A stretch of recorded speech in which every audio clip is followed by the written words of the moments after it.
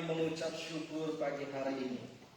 Engkau memberikan waktu dan kesempatan untuk kami bisa ada di hadirat Tuhan, bersekutu dengan Tuhan pagi ini. Engkau mau memberkati kami dengan kebenaran firman-Mu. Ajari kami dari Taurat-Mu ini. Tuntun setiap kami dengan kebenaran-Mu, sehingga kami tidak menjadi orang yang sesat langkah. Mengurapan seorang pengkhotbah, turunkan atas hamba-Mu, dan hikmat pengertian dari sorga dicurahkan di tempat ini kepada setiap kami. Sehingga ketika kami menerima firman ini, jadikan kami bukan hanya menjadi pendengar yang baik, tetapi jadikan kami pelaku yang taat dari setiap firman yang kami terima. Dalam nama Yesus, Roh Kudus mari beraksaralah dalam pemberitaan firman dari awal sampai selesai. Kami membuka hati menerima dan menyambutnya.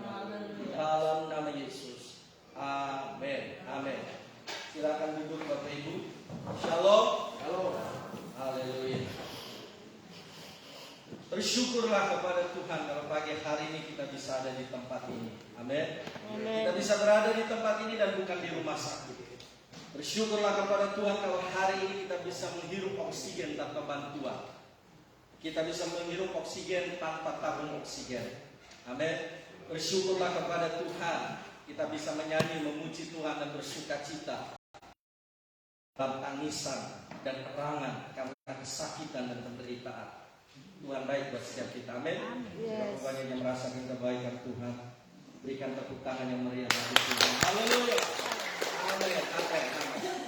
Bapak Ibu yang dikasih Tuhan, sebelum pemberitaan firman Tuhan ini disampaikan, satu waktu penuh bagi Tuhan setiap kali kita datang beribadah. Amin.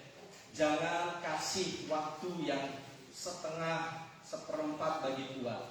Kalau pada saat kita beribadah kita pergunakan 2 jam, gunakan 2 jam secara penuh, secara maksimal. Ketika pemberitaan firman Tuhan disampaikan 30-45 menit, konsentrasikan sepenuhnya untuk kita menerima firman Tuhan. Amin. Sebab ketika kita mendengar kebenaran firman Tuhan, iman kita pasti akan dikuatkan. Itu sebabnya jangan alihkan fokus kita, konsentrasi kita kepada gadget, kepada hal-hal yang lain. Jangan update status, jangan main Mobile Legends, jangan tonton video-video YouTube, tetapi konsentrasikan fokus penuh kepada Tuhan. Saya mau bilang begini, kemarin juga saya bilang kepada anak remaja, jangan gara-gara benda yang 1 juta, 2 juta, atau paling mahal 3 juta, kita justru kehilangan berkat yang lebih dari 1 juta, 2 juta, 3 juta. Benda itu HP. Jangan sampai kita kehilangan karena gara-gara yang 1 juta, 2 juta, atau 3 juta, kita kehilangan berkat yang lebih dari 1 juta, 2 juta, 3 juta. Karena firman Tuhan lebih daripada itu. Amin. Seberapa banyak yang siap membuka hati bagi firman. Mari sama-sama kita akan belajar tentang firman Tuhan.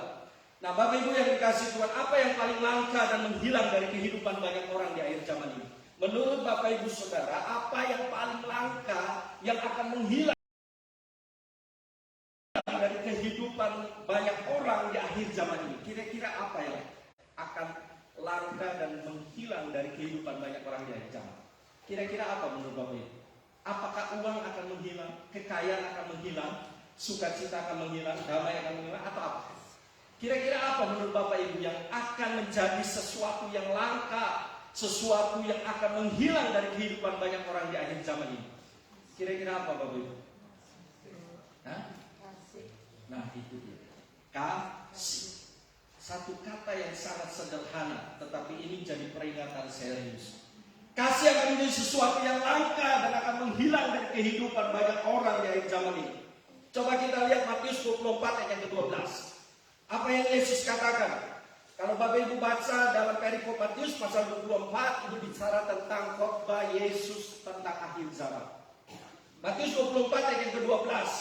Tuhan Yesus berkata begini, dan karena makin bertambahnya kedurhakaan, maka kasih kebanyakan orang akan menjadi dingin. Kasih akan menjadi sesuatu yang langka. Kasih akan menjadi sesuatu hal yang menghilang dari kebanyakan hidup orang. Dan termasuk dalam kehidupan orang yang mengatasnamakan diri sebagai orang yang beragama. Kita bisa mendengar hari-hari, coba cek di dalam pemberitaan, disiarkan di dalam pemberitaan. bagaimana seorang tokoh agama mencabuli 14 siswi yang ada, yang dididik di dalam pendidikan, lembaga pendidikan keagamaan tersebut. 14. Bagaimana bejatnya, bobroknya kehidupan manusia akhir zaman. Kasih akan menjadi sesuatu yang langka. Kasih akan menjadi sesuatu yang akan bisa menghilang dari kehidupan banyak orang. Dan termasuk dalam kehidupan orang-orang yang mengatasnamakan dirinya sebagai orang yang beragama. Dan itu terbukti hari-hari.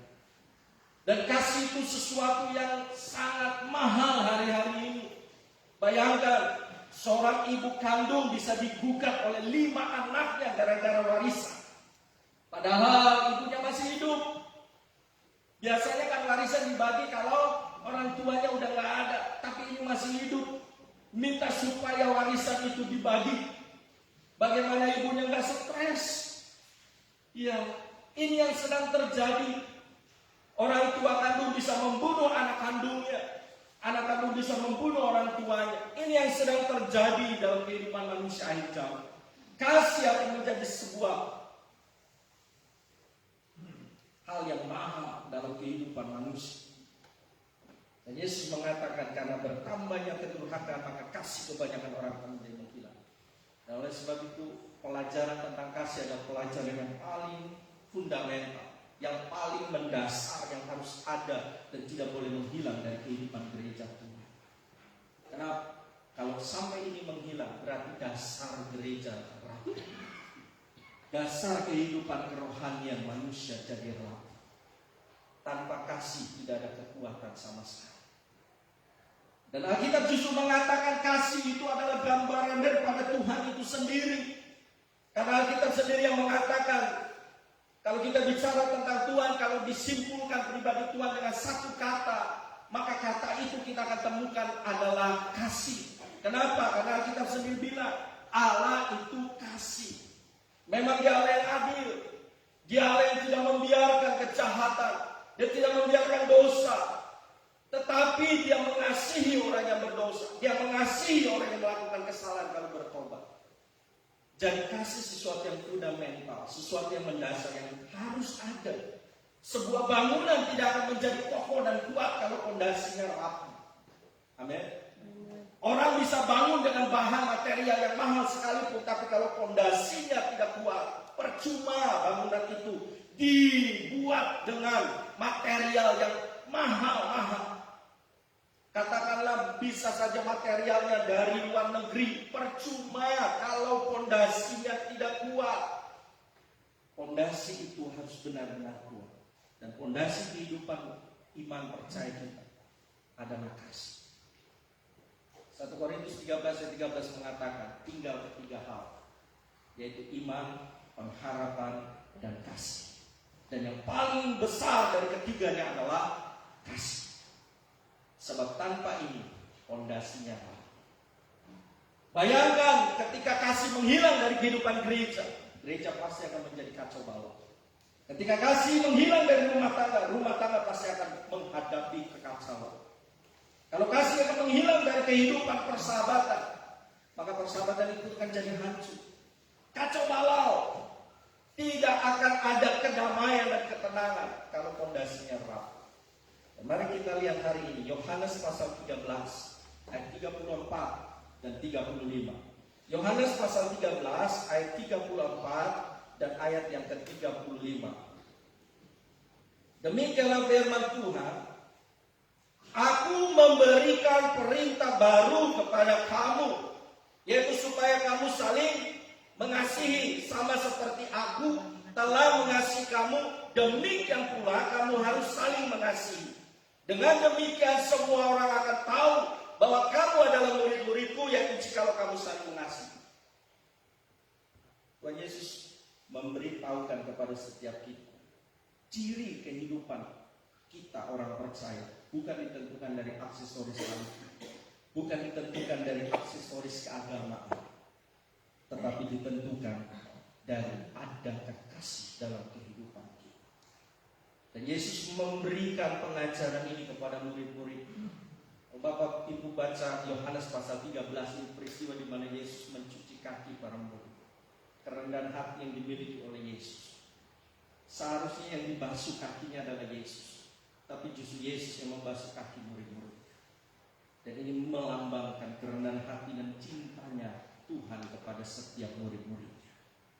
Dan Tuhan mengatakan, aku memberikan perintah baru kepada kamu supaya kamu saling mengasihi sama seperti aku telah mengasihi kamu. Demikian pula kamu harus saling mengasihi. Tahukah Bapak Ibu Saudara tema Natal tahun ini dari Gereja Bethel Indonesia apa? Ada yang tahu tema Natal?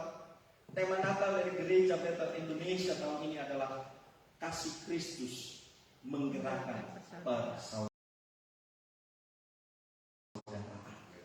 Kasih Kristus bicara tentang kasih. Karena memang Natal itu bicara kasih. Natal bukan bicara tentang seragam. Natal tidak bicara tentang pohon Natal. Natal tidak bicara tentang bingkisan. Natal tidak bicara tentang semua itu. Tapi Natal bicara tentang kasih Tuhan. Sebab Natal tak akan berarti tanpa hadirnya Tuhan dalam kehidupan. Amin. Apalah artinya genggam gempita dan kemeriahan tanpa Tuhan hadir? Semua jadi sia-sia. Aku memberikan perintah baru. Perhatikan kalimatnya, memberikan perintah baru. Tuhan Yesus mau ajarkan kasih itu sesuatu yang sangat fundamental, mendasar dan paling penting. Kenapa? Kalau bicara kasih ini bicara DNA ilahi. Seorang anak dikatakan sebagai seorang anak, pembuktiannya kalau diragukan, pembuktiannya melalui tes apa Bapak Ibu? Melalui tes DNA. Kalau sudah dites DNA, itu tidak diragukan, keabsolutan. Tes DNA itulah yang menjadi pembuktian yang absolut bahwa betul seseorang itu dikatakan anak dari seorang bapak, anak dari seorang ibu, anak dari seorang yang dituangkan. Saya menjadi anak dari Bapak Toli karena saya punya DNA-nya Bapak Toli. Bapak Ibu Saudara menjadi anak dari seorang ayah dan dari seorang ibu karena apa? Karena ada DNA yang mengalir. Ada DNA yang mengalir. Dan sekarang kita dikatakan sebagai aku anak Allah, aku anak Tuhan, aku anak raja, engkau anak raja, kita semua anak raja. Aku anak Tuhan. Siapa yang cinta Tuhan, aku anak Tuhan, kita memanggil dia Tuhan sebagai Bapa. Cirinya apa? Kita harus punya DNA-nya. Amin. Tanpa kita punya DNA-nya Tuhan, gak mungkin. Kita dikatakan sebagai anak Tuhan bukan karena kita ada di gereja. Orang bisa ada di gereja, tapi belum tentu punya DNA ilahi. Orang bisa melayani, tapi belum tentu punya DNA ilahi. Orang bisa menjadi orang Kristen dalam tanda kutip puluhan tahun, tapi belum tentu ada DNA ilahi dalam kehidupannya. Karena seseorang baru dikatakan sebagai anak Allah kalau ada DNA dalam kehidupan orang tersebut. Dan itu absolut, itu tidak bisa diganggu-gugat. Karena ketika dunia meragukan seorang anak, maka harus dilakukan tes DNA. Ketika tes DNA dilakukan, maka keraguan itu akan dibantah. DNA ilahi kita adalah kasih. Kita harus punya DNA-nya ini. Kalau tidak ada DNA-nya ini, maka kita bukan anak Tuhan. Oh, karena bukan saya yang bilang, tapi itu Alkitab yang mengatakan. Berarti begitu seriusnya sekali kata kasih ini. Kasih bukan hanya sekedar pemberian, Bapak Ibu. Kasih bukan hanya sekedar perhatian. Orang bisa memberi, orang bisa memperhatikan, tapi belum tentu lo mengasihi. Orang bisa berkorban, orang bisa memberikan pemberian, tapi belum tentu punya kasih. Tapi orang tidak mungkin punya kasih kalau dia tidak pernah memberi, tidak pernah berani berkorban. Beda ya. Orang bisa berkorban, orang bisa memberi, tapi belum tentu punya kasih. Tapi orang tidak mungkin memiliki kasih kalau dia tidak pernah memberi dan berani berkorban. Karena orang yang mengasihi pasti akan berkorban. Orang yang mengasihi pasti akan memberi. Tapi orang yang memberi dan berkorban belum tentu memiliki kasih. Rasul Paulus bilang dalam 1 Korintus pasal 13, sekalipun aku memiliki satu kesanggupan untuk mengorbankan diriku, dimasukkan ke dalam perapian yang menyala-nyala, berkorban, tapi aku belum tentu punya kasih. Kalau aku tidak punya kasih, aku sama sekali tidak berguna. Loh, kan aneh, secara logika aneh. Orang berkorban, tapi kenapa dikatakan kalau aku nggak punya kasih, aku sama sekali tidak berguna? Kan aneh ya, orang berkorban tapi kok tidak punya kasih, karena memang belum tentu. Bisa saja pengorbanannya karena untuk tujuan-tujuan tertentu, tujuan-tujuan politik-politik tertentu, tujuan pamer, tujuan untuk dikenal, tujuan supaya bisa mendapatkan kepujian dan kehormatan. Rasul Paulus mencontohkan itu, dan Alkitab memberitahukan DNA ilahi ini harus ada. Kasih bukan hanya sekedar pemberian dan pengorbanan, tapi kalau kita mengasihi, pasti kita memberi dan berkorban. Amin. Nah, kita mau belajar tentang ini. Tuhan memberikan perintah baru. Coba perhatikan kalimat di dalam Yohanes 13:34. Perintah baru. Saya renungkan kenapa Yesus mengatakan sebagai perintah baru. Bapak Ibu, kalau kita pegang Alkitab, Alkitab itu terdiri dari 2 perjanjian. Perjanjian lama dan perjanjian baru. Saya mau tanya, Yesus itu hadir ke muka bumi, datang ke dunia di masa PL atau di masa PB? Di masa PB, di masa perjanjian baru.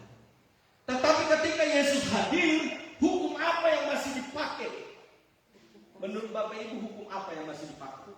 Hukum PB atau hukum PL? Hukum PB atau hukum PL? Hukum PL. Hukum perjanjian lama yang masih dipergunakan. Makanya Yesus banyak mengajar. Mulai di dalam pengajaran khotbah di bukit, itu teguran Yesus frontal sekali, beda sekali, paradoks, bertentangan dengan apa yang sudah dinyatakan di dalam hukum PL, hukum Taurat. Coba kita lihat dulu ya, contoh hukum Taurat itu apa? Coba lihat Matius pasal 5 ayat 38 dan 39. Matius pasal 5 ayat 38 sampai 39. Kamu telah mendengar firman. Terus mata ganti mata, terus gigi ganti gigi. Lihat hukum PL. Mata ganti mata, gigi ganti gigi. Jadi kalau ada kerugian, buat lagi, balas dengan kerugian yang sama. Ganti rugi. Ya memang sih sekarang juga diberlakukan ganti rugi. Tapi motivasinya bukan pada ganti ruginya. Motivasinya, kamu sudah merugikan saya, kamu sudah membuat sesuatu hilang dari kehidupan saya, maka saya pun berhak menghilangkan sesuatu dari kehidupan Anda. Itu maksudnya. Hukum PL, hukum Taurat seperti itu. Gigi ganti gigi, mata ganti mata, lecur ganti lecur, darah ganti darah, nyawa ganti nyawa. Itu yang terjadi. Makanya Yesus bilang, aku beri perintah baru. Masuk di masa PB, masuk di masa perjanjian baru, kamu harus mengenakan DNA ilahi. DNA hukum Taurat harus digantikan dengan DNA ilahi. DNA ilahi bukan mata ganti mata, gigi ganti gigi. Tapi DNA ilahi itu apa? Ayat 39. Tetapi aku berkata kepadamu, terus, janganlah kamu melawan orang yang berbuat jahat kepadamu, melainkan siapapun yang menampar pipi kananmu, berilah juga kepadanya pipi kiri. Berat. Hukumnya lebih tinggi, berat. Tetapi sesuatu yang berat bukan berarti tidak bisa dikerjakan. Susah bukan berarti tidak bisa. Ketika kita mau memiliki keberserahan dan melibatkan Tuhan, pasti Tuhan mampu. Karena memang gak gampang.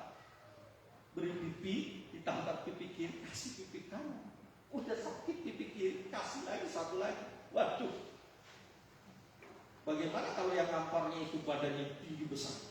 Ini secara hurufiah ya, pipi yang ditampar. Tapi ini bukan secara harfiah, artinya apa? Melakukan sesuatu yang kebalikan. Bukan melawan, bukan membalas. Itu hukum PB. Itu DNA ilahi. Makanya kita orang Kristen itu tidak diajar untuk melakukan tindakan pembalasan. Masuk di dalam hukum PB, hukumnya sudah tidak lagi seperti hukum PL, hukum Taurat, mata ganti mata, gigi ganti gigi. Sebab Yesus mengatakan, aku beri perintah baru. Kamu harus punya DNA ilah, mengenakan kasih ilah, kasih yang daripada Tuhan. Coba, apa yang terjadi kalau orang Kristen sama dengan orang-orang kepercayaan lain, mengadakan aksi demo, mengadakan satu tindakan-tindakan yang radikal? Apa yang terjadi? Saya berani pastikan dunia ini nggak akan pernah ada kedamaian dan ketenangan yang terjadi, karena semuanya saling membalas, semuanya saling membalas. Nggak ada selesai. Pembalasan itu tidak akan pernah selesai. Tidak akan pernah ada kata cukup dalam pembalasan. Hari ini atau hari itu mungkin ketika dilakukan dia puas, tapi setelah kepuasannya itu menghilang, dia akan cari lagi kepuasan yang baru. Tidak akan pernah ada kepuasan dalam pembalasan. Tidak akan pernah ada ketenangan. Aku berikan perintah baru supaya kamu saling mengasihi sama seperti aku. Perhatikan lagi. Supaya perintah barunya supaya kamu saling mengasihi seperti aku. Saya renungkan di sini. Berapa banyak kali kita gagal untuk mempraktikkan kasih karena kita menteladankan kasih itu bukan seperti Tuhan, tapi menteladankan kasih seperti konsep dunia ini. Aku bagaimana bisa mengasihi, aku bagaimana bisa memberi, aku sendiri kurang, aku sendiri belum berkecukupan. Konsep dunia. Ingat, orang bisa memberi tapi belum tentu mengasihi. Tapi orang tidak bisa mengatakan mengasihi tanpa dia bisa berkorban dan memberi. Tapi konsep dunia akan mengatakan bagaimana saya bisa memberi, saya nggak punya. Memang kita tidak akan pernah bisa memberi sesuatu kalau kita nggak punya sesuatu. Tetapi pemberian itu bukan hanya berupa kebendaan materi semata. Sebab apa? Sebab yang Tuhan ajarkan mengasihi seperti aku. Mengasihi bukan seperti konsep dunia. Kalau kamu punya dulu baru kamu bisa mempraktikkan. Bukan begitu. Lihat konsepnya Yesus pada saat mengasihi. Dia tidak harus selalu memberikan sesuatu yang berupa materi. Tapi Yesus memberikan kasih bisa lewat pengajaran, bisa lewat nasihat, bisa lewat tuntunan supaya orang yang melakukan pelanggaran itu bertobat. Tidak memberikan kebenaran, tetapi justru lebih punya nilai yang hebat karena merubah kehidupan, merubah kemanusiaan. Coba Bapak Ibu, kalau terus diberikan kebenaran. Saya kemarin nonton satu tayangan bagaimana seorang mantan Bupati Purwakarta itu seringkali kan terjun ke lapangan. Dan satu kali dia ketemu dengan seorang pengemis yang pincang. Tapi dia berhenti, dia menemukan keanehan terhadap si pengemis ini. Kenapa? Karena pengemis ini dia bilang bahwa yang sakit itu sebelah kanan yang sakit, tapi dia pakai tongkat penyangganya di sebelah kiri. Logikanya sakit di kanan, kenapa pakai tongkat penyangganya di sebelah kiri? Ini yang membuat mantan Bupati Purwakarta ini berhenti dan tanya kepada si bapak sakit? Ya. Yang mana yang sakit yang sebelah kanan?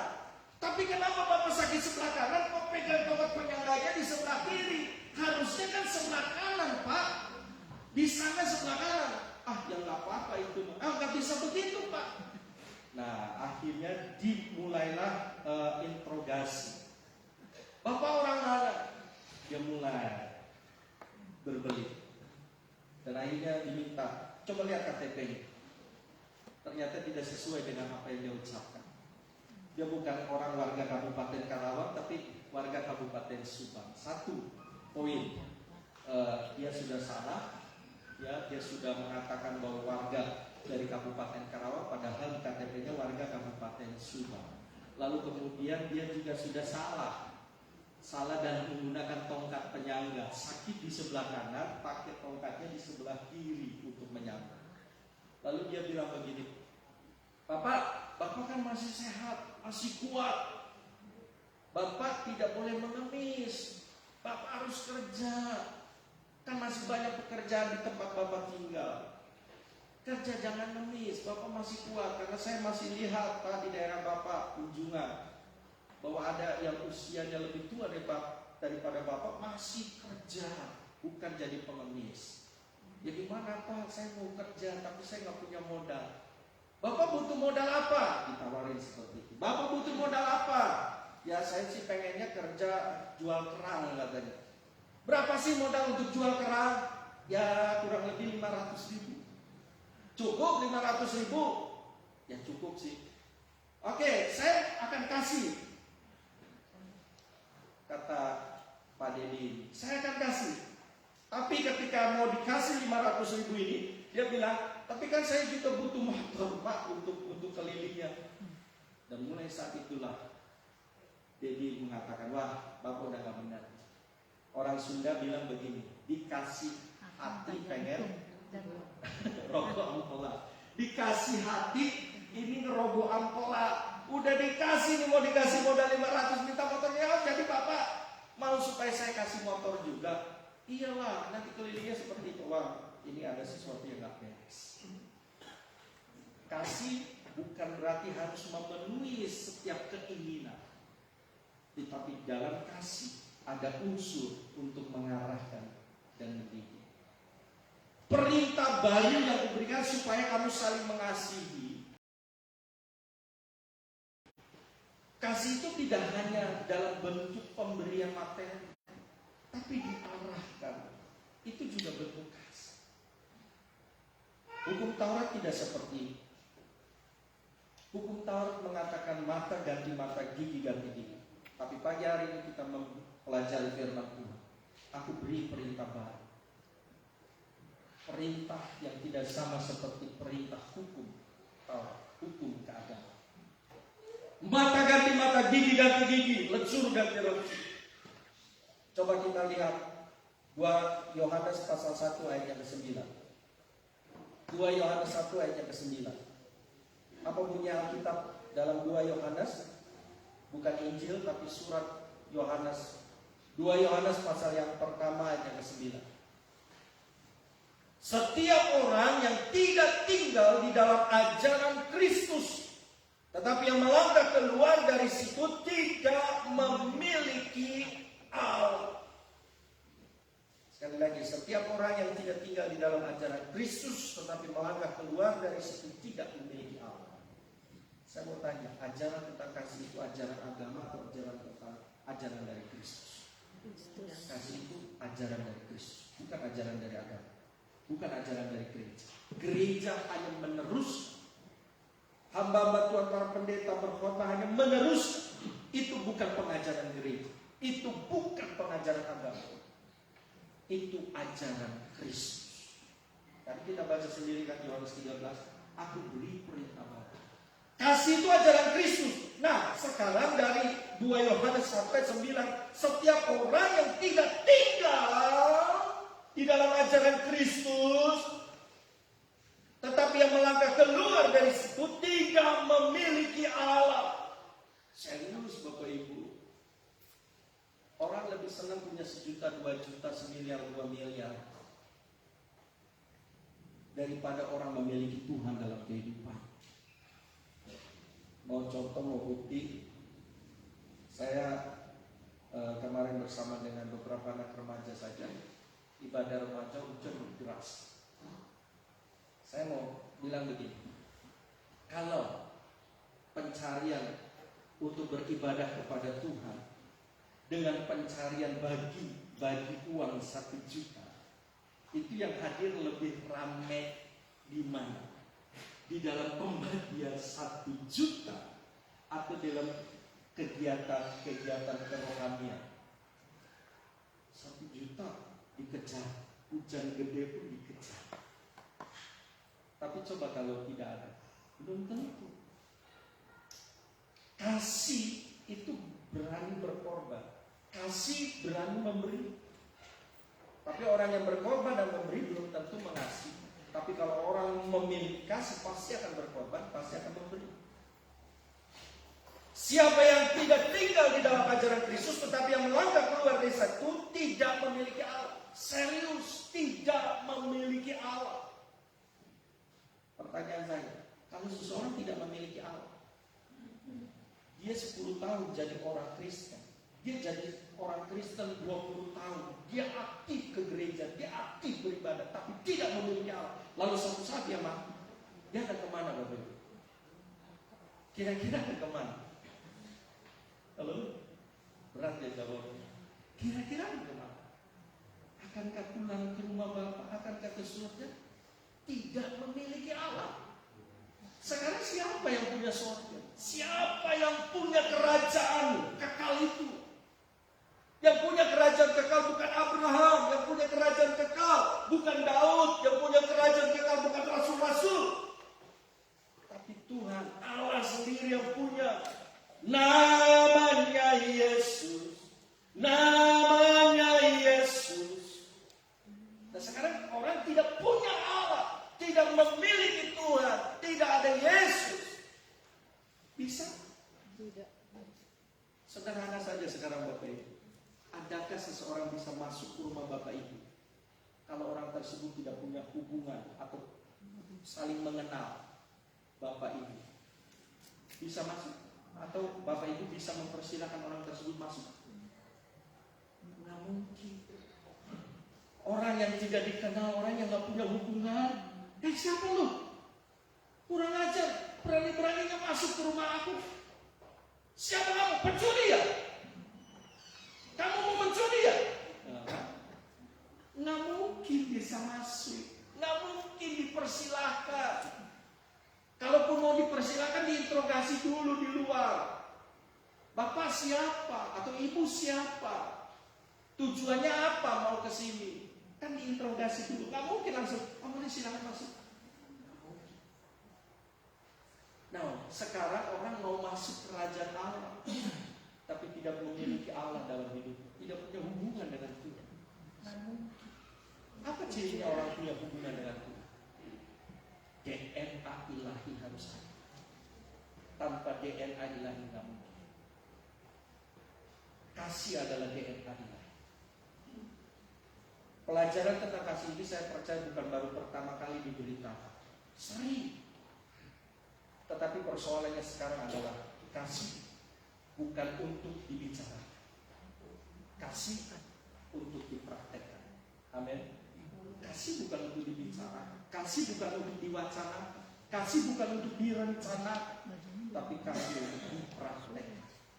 Saya percaya bukan baru pertama kali khotbah tentang kasih ini disampaikan, dan saya pun percaya Bapak Ibu Saudara bukan baru satu kali, baru sekarang mendengar khotbah tentang kasih. Ribuan. Gak bisa jadi sih kalau dengarnya dari media sosial berkali-kali. Banyak. Dari banyak hamba-hamba Tuhan, bukan dari hanya satu hamba Tuhan, dari banyak hamba Tuhan. Apalagi kalau Bapak Ibu sudah bisa bahasa asing. Wah, di dunia internet sekarang kan bisa jelajah. Hamba-hamba Tuhan dari luar negeri bisa didengar khotbahnya. Tapi kasih bukan untuk diwacana, kasih bukan untuk dibicarakan, tapi kasih untuk dipraktikkan. Ini DNA kita. Yang terakhir, 3 poin penting. Mulailah dari hal yang terkecil dan sederhana untuk mempraktikkan kasih. Yang pertama, jaga list. Untuk mempraktikkan kasih yang pertama, jaga list. Mulai dari hari yang pertama, jaga lisan, jaga kata-kata kita. Karena banyak kali permusuhan, banyak kali pertengkaran, dendam, kesumat terjadi karena salah menggunakan perkataan, salah gunakan mulut. Jadi yang pertama, jaga lisan. Stop gosip, stop merendahkan, stop menghakimi, stop bersumber. Jaga lisan. Yang kedua, jaga pikiran. Yang pertama, jaga apa, Bu? Pak? Lisan. Jaga lisan. Yang kedua, jaga pikiran. Jaga pikiran, jangan pernah memiliki asumsi, prasangka. Dikit-dikit begini, dikit-dikit begini, begini kok, dikit-dikit gitu kan. Wah, jelek selalu tentang orang. Jangan berasumsi. Kadang-kadang masalah itu muncul bukan karena persoalan itu terjadi harus datang, tapi persoalan itu dibuat, sengaja dibuat, sengaja dicari. Jaga pikiran. Belajar untuk tidak berasumsi. Belajar untuk tidak curiga. Belajar memiliki pikiran yang baik. Husnuzon katanya kan, bukan suuzon. Kalau bahasa Arabnya begitu. Bukan punya pikiran yang jelek, tapi punya pikiran yang baik. Jaga pikiran. Jaga lisan, jaga pikiran. Dan yang terakhir, jaga tindakan. Membalikkan keadaan yang jahat dari kebaikan. Jaga tindakannya maksudnya balikkan keadaan yang jahat dengan kebaikan. Hal yang kecil, hal yang sederhana. Ketika orang melakukan umpatan, ketika orang melakukan penganiayaan, balikkan keadaan itu dengan tindakan, bukan dengan tindakan yang sama atau lebih parah, jauh lebih jahat, jauh lebih kejam daripada orang yang melakukan kekejaman. Bukan. Tapi balikkan keadaan itu. Minimal gunakan kedua lutut kita dan gunakan mulut kita. Katakan, Bapa, ajari aku mengampuni. Bapa, ajari aku melepaskan pengampunan. Hatiku memang sakit, tapi mau mengajar. Aku memberikan perintah baru supaya aku bisa mengasihi. Ajari aku yang gak mampu. Ajari aku yang melemah, yang tidak berdaya. Tuhan pasti menyembuhkan. Tuhan pasti melakukan. Amin. Jaga lisan, jaga pikiran, jaga tindakan. Amin. Mari kita bangkit berdiri sama-sama.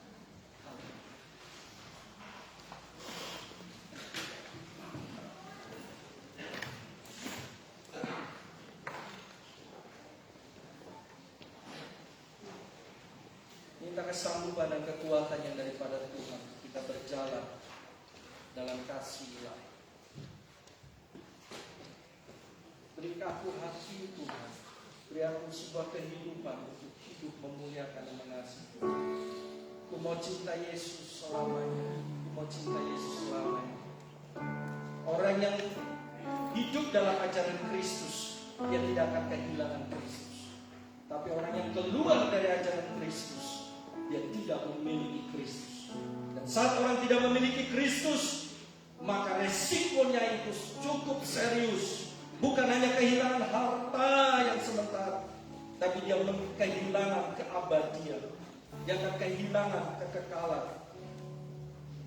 Hidup yang kekal dalam kebersamaan dengan Tuhan. Mari katakan kepada Tuhan, aku mau cinta Yesus. Aku mau cinta Tuhan selamanya.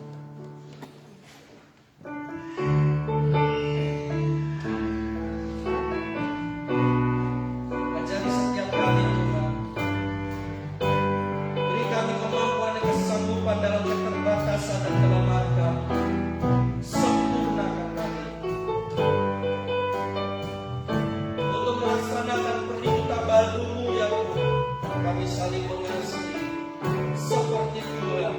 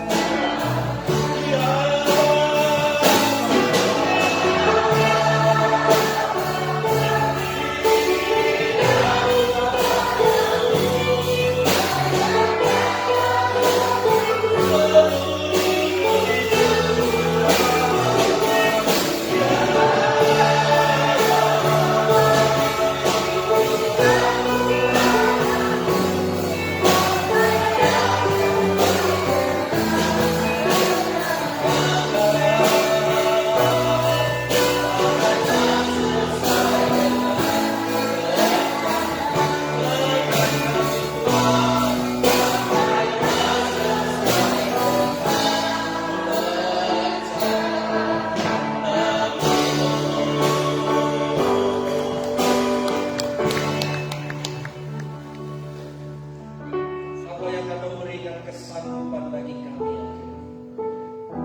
Ampuni kami dalam kegagalan kami selama ini mempraktekkan kasih.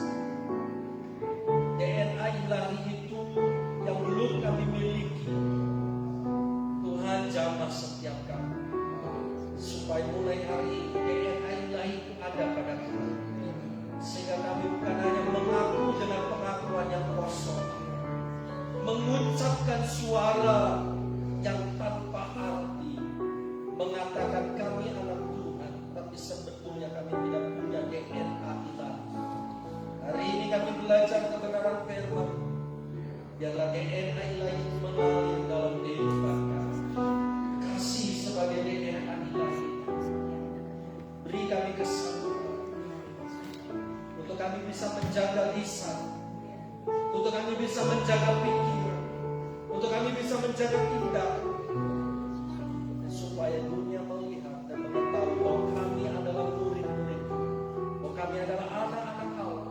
Ketika kami hidup dalam saling mengasihi, ketika dijumpai DNA ilahi dalam kehidupan kami, totalitas hidup kami persembahkan kepada Roh Tuhan dalam nama Yesus. Bahkan secara khusus di masa-masa sulit hari-hari ini, di tengah masa pandemi yang masih sedang berlangsung, tolong kami untuk tidak hidup dalam keegoisan, tapi kami memiliki kepedulian ilahi. Sekecil apapun tindakan yang kami buat, berikan kesanggupan untuk mengerjakannya. Dalam nama Yesus kami mengucap syukur. Amin. Amin. Silakan untuk Bapak Ibu lalu berdoa.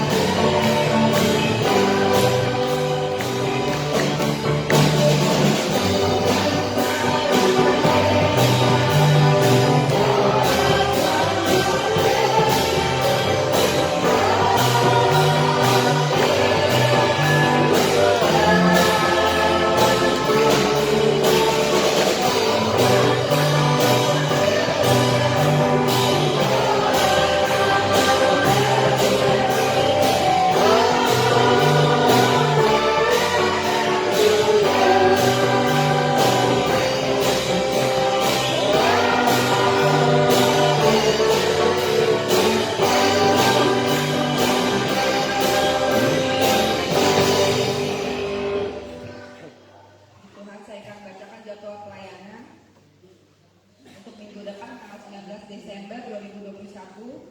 Worship leadernya Ibu Linda Suhari, singersnya Saudari Kristi Natalia dan Saudari Evita. Firman Tuhan oleh Bapak Gembala, pemusik Bapak Caca, Bapak Kimho, Bapak Ria dan Bapak Kristiano. Pewarta oleh Ibu PDM Paulina, kolektor Ibu Setiawati dan Ibu Lala. Asyir Bapak Ibu Leslie Eyen. LCD oleh Saudara Yakobus. Untuk Senin tanggal 13 Desember, doa malam dilayani oleh Ibu Yanti. Ibadah Natal WBI hari Rabu tanggal 15 Desember jam setengah 6 sore. Pujiannya saya sendiri, firman Tuhan oleh PDP Adrianus, pemusik Bapak Kimpo. Sebentar akan diadakan ibadah anak sekolah minggu jam setengah 9 setelah ibadah raya ini ya.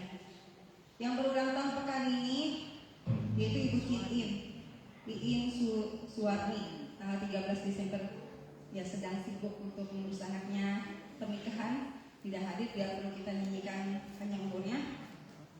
Untuk info Natal gereja kita saat ini, Natal WBI Hosana tanggal 15 Desember hari Rabu jam setengah 6 sore. Diharapkan ibu-ibu ya para wanita untuk datang ibadah Natal kita pada hari Rabu tanggal 15 Desember jam setengah 6. Natal Abi, Natal anak sekolah minggu tanggal 19 Desember jam 4 sore minggu depannya. Jadi paginya itu kita nggak ada ibadah anak-anak sekolah minggu. Jadi dialihkan sekalian Natal pada sore harinya jam 4 minggu depan tanggal 19. Natal Remaja Hosana tanggal 24 Desember hari Jumat jam 5 sore jam 17. Dan Natal umum, Natal GD Hosana Jemaat Umum tanggal 26 Desember 2021 jam 7 pagi. Ya, seperti biasa kita ibadah pada pagi hari. Nanti yang belum mendapatkan amplop Natal bisa diambil di Ibu Linda Yusuf ya. Kalau minggu lalu kan dibagi amplop Natal, yang belum kebagian, yang belum dapat bisa ambil lewat Ibu Linda Yusuf. Terima kasih. Selanjutnya saya serahkan pada Bapak Gembala.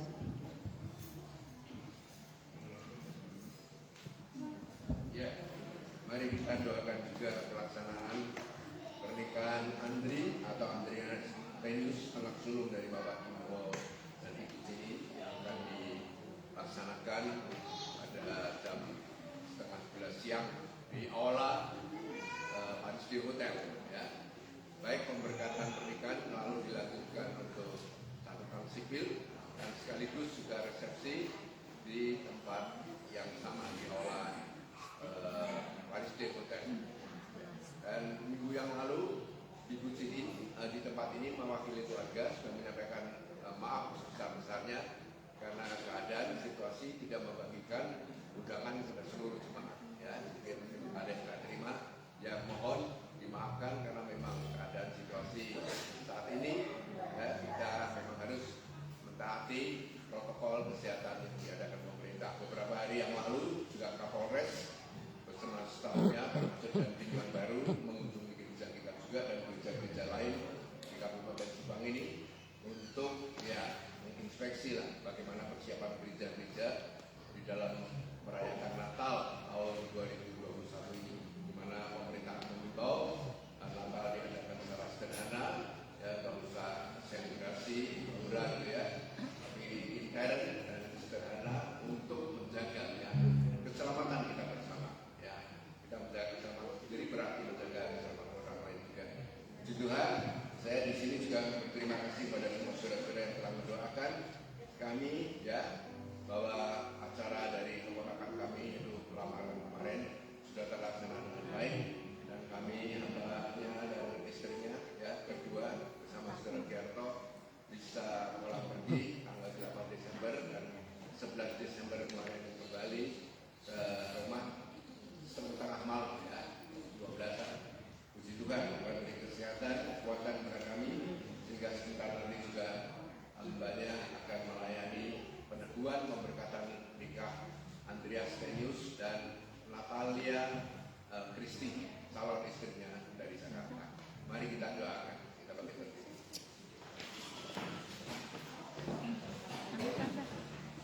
Tepat sini. Segala puji, hormat, syukur dan kemuliaan hanya bagi-Mu Tuhan. Terima kasih Bapa, terima kasih Tuhan Yesus, terima kasih Roh Kudus, Kau ada di tengah-tengah kami dan Kau sudah mengajar kami tentang kasih-Mu Tuhan. Biarlah kasih-Mu kami lakukan, kami praktekkan dalam kehidupan kami sehari-hari, supaya kami benar-benar disebut sebagai murid-murid Tuhan, bahkan menjadi anak-anak Allah yang satu DNA dengan Allah sendiri. Karena Kau Allah yang kasih adanya, dan Kau telah nyatakan kasih-Mu di dalam Putra-Mu yang tunggal, Yesus Kristus, Tuhan dan Juru Selamat kami. Biar Tuhan memimpin kami, menuntun kami, menumpang kami, dan memproses, membentuk kami semuanya, mendidik kami untuk menjadi serupa kembali dengan Yesus Kristus, Anak-Mu yang tunggal. Terima kasih Tuhan, terima kasih dan terima kasih. Saat ini kami mau berdoa untuk pelaksanaan Tuhan pernikahan Andreas Tenius, anak sulung dari Bapak Ibu Kimho, dengan calon istrinya Natalia Kristi dari Jakarta, yang rombongannya sudah tiba di Kota Pamanukan dan menginap di Hotel Paris, di mana aulanya akan dipakai untuk peneguhan pemberkatan nikah mereka, dan juga dilanjutkan dengan catatan sipil, kemudian resepsi pernikahan, ucapan syukur keluarga yang diadakan juga di aula yang sama. Terima kasih Tuhan memberkati, Tuhan sudah memberikan cuaca yang baik. Terima kasih Tuhan, kami percaya Kau seterusnya akan memberkati sepanjang hari ini dengan cuaca yang baik. Terima kasih Tuhan, berkati segala acara dan upacara yang dilaksanakan, mulai dari awal pertengahan sampai dengan selesainya, semuanya boleh terlaksana dengan baik, lancar, beres, dan tidak kurang sudah apapun. Karena Tuhan, karena kebaikan Tuhan, karena kemurahan Tuhan, karena anugerah Tuhan, kami bersyukur dan bersyukur senantiasa kepada Tuhan. Terima kasih Tuhan memberkati Natal WBI tanggal 15 Desember yang akan datang. Demikian juga Natal API atau anak sekolah minggu pada tanggal 19 Desember yang akan datang. Natal RBI remajamu tanggal 24 Desember yang akan datang. Dan juga Natal umum ibadah raya pagi seperti sekarang ini Tuhan, tanggal 26 Desember yang akan datang. Biarlah Natal tahun 2021 ini, walaupun dalam keadaan prihatin karena pandemi COVID-19 yang belum berakhir, dan juga karena keadaan situasi yang lain-lain karena dampak dari pandemi COVID-19 ini, biarlah Tuhan topang dan beri kekuatan kepada kami, memampukan kepada kami untuk mengingat kembali akan kasih-Mu Tuhan Yesus, di mana 2000 tahun yang lalu Kau telah datang ke dunia ini untuk menjadi Tuhan dan Juru Selamat kami, umat manusia yang berdosa ini. Terima kasih Tuhan, terima kasih dan terima kasih Tuhan. Tuhan, Kau juga memberkati seluruh jemaat-Mu dan para donatur yang Kau gerakkan hatinya untuk mendukung dan menopang pendanaan Natal tahun 2021 ini, dan segala kebutuhan untuk kenang-kenangan souvenir anak-anak sekolah minggu dan remaja maupun untuk seragam BBI dan lain sebagainya, dan juga untuk kebutuhan konsumsi yang disediakan pada tanggal 26 Desember yang akan datang. Biarlah Tuhan memberkati, Tuhan mencukupkan dalam segala sesuatu. Yehovah Jireh. Terima kasih Tuhan, terima kasih.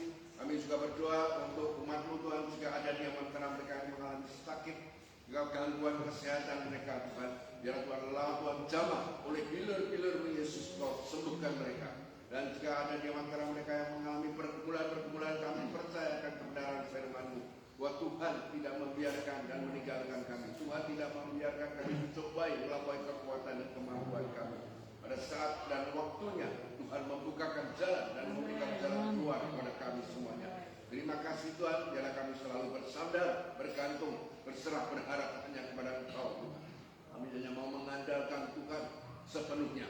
Terima kasih Tuhan, berkati umat-Mu yang berusaha, yang berbisnis Tuhan, sekalipun dalam keadaan sulit dan berat, namun Engkaulah sumber dari segala sumber kehidupan, sumber segala berkat rohani maupun berkat jasmani. Kau sanggup memberkati kami umat-Mu, anak-anak-Mu dengan berbagai cara. Kau gembala yang baik, yang memberikan kami kepada rumput hijau, tak akan kekurangan kami. Terima kasih Tuhan, anak-anak-Mu yang masih sekolah, baik online maupun yang sudah mulai onsite, ya Tuhan, Tuhan berkati, terutama untuk kudus dalam kuasa darah-Mu.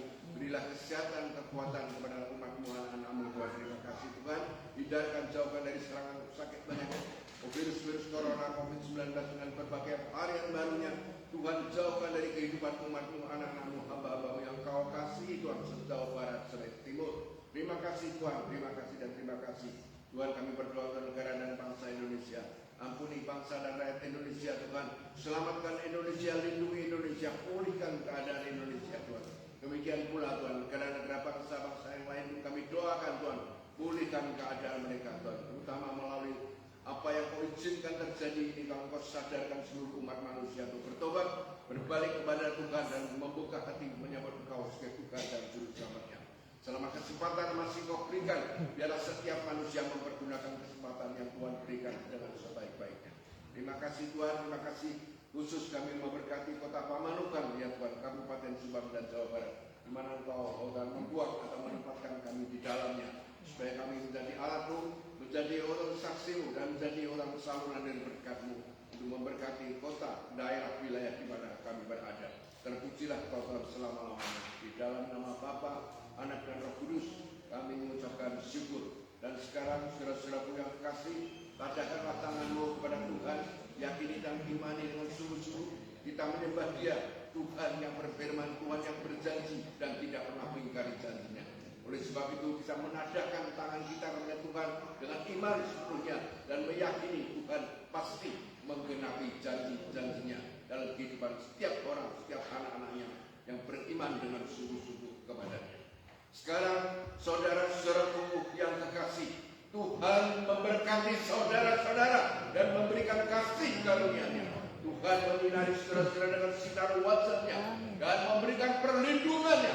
Tuhan menghadapkan wajah-Nya kepada saudara-saudara semua dan memberikan damai sejahtera-Nya.